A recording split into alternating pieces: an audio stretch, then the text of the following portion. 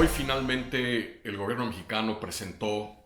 ante una sesión ministerial especial en el Consejo de Seguridad de Naciones Unidas convocada por el presidente de Francia, Emmanuel Macron, para abordar el tema de la agresión, la invasión injustificadas, premeditadas rusas en contra de Ucrania, el plan de paz mundial que el presidente López Obrador había venido anunciando, que articuló en su discurso el 16 de septiembre y que hoy finalmente ha sido presentado ante el máximo órgano colegiado de las Naciones Unidas para dirimir los asuntos de la paz y la seguridad internacionales.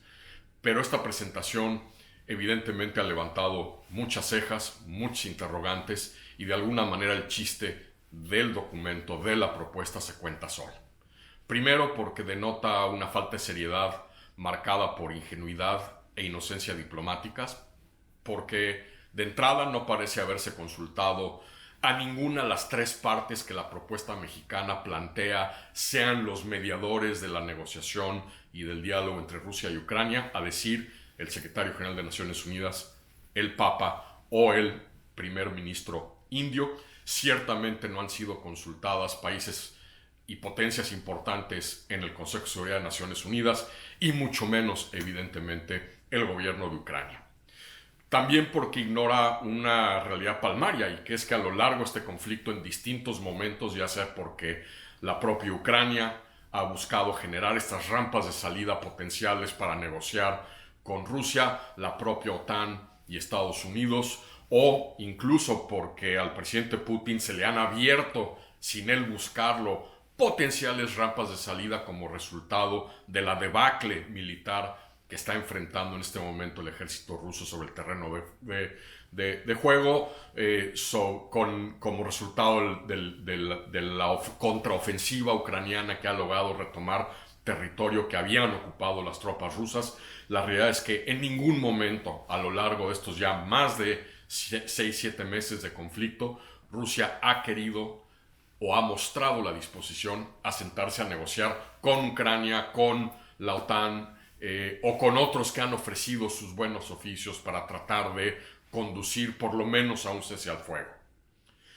El segundo punto que me parece relevante compartir con ustedes es que pues hay una enorme contradicción entre, por un lado, el presidente mexicano cuestionando y criticando de manera constante a la Organización de las Naciones Unidas por ser ineficaz, por no tener la capacidad de detener el conflicto, por estar pintada, si ustedes quieren, y a la vez colocar al secretario general de esa organización en el centro de esta troika, de esta terna de actores, el Papa, el secretario general y el primer ministro indio, de nuevo, como los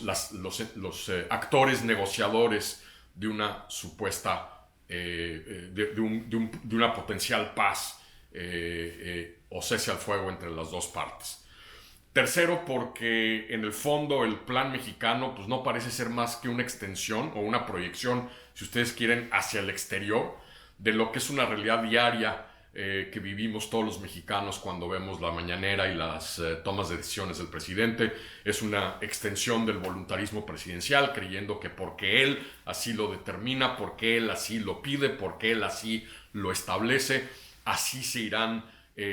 acomodando las cartas, así se plegarán los actores internacionales a los designios, a los deseos, al voluntarismo del presidente mexicano. Y cuarto, pero quizá el tema más importante, es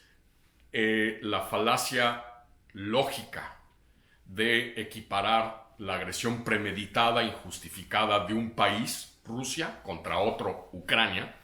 con los esfuerzos de otras naciones por arropar y apoyar a la nación agredida, al amparo, por cierto, de los principios de defensa colectiva consagrados en la Carta de la Unión, en la Carta de la Organización de las Naciones Unidas, en su artículo 51, que permiten a los estados defenderse y ayudar a defender a otros cuando son sujetos de violaciones al derecho internacional y de agresiones extraterritoriales. Al final del día, la propuesta no prosperará en el Consejo de Seguridad, ciertamente, donde ninguna de las partes, ninguno de los 5 miembros permanentes del Consejo seguramente le darán 5 minutos de su tiempo, quizá